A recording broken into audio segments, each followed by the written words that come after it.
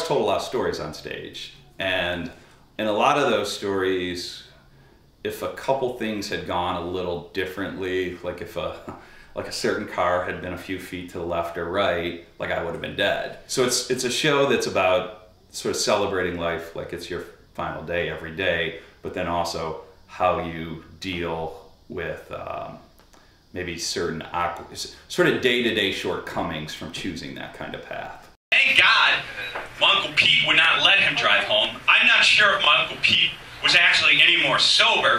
My Uncle Pete just never gets a DUI in Cleveland, Ohio.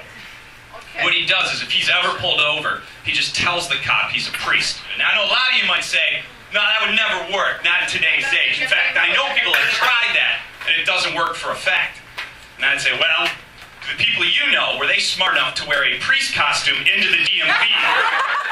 Some of my stories are like so ludicrous, even though that they are true, like they're just not that easy to believe. So what I try and do to make it a little bit more credible is I mix in multimedia.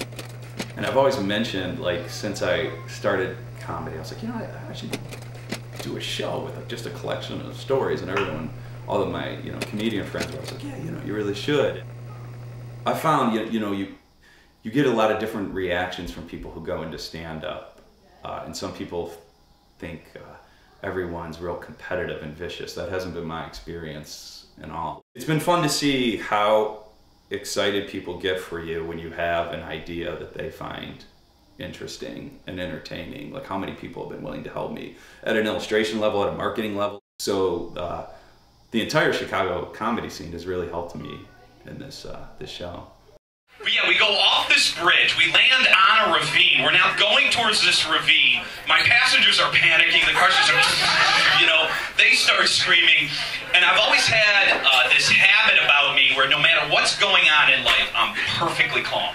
No matter what's going on in life, I never lose my cool. And I just turn to my passengers and I go, I've lost control of the car. I was only able to do this show because I was able to practice with the multimedia. Different Chicago producers have lent me that multimedia, and for practice shows, you know, have lent it to me. This show, if I were to have staged it in New York or LA, like probably would have been a disaster. That's the show. Thank you very much for coming out.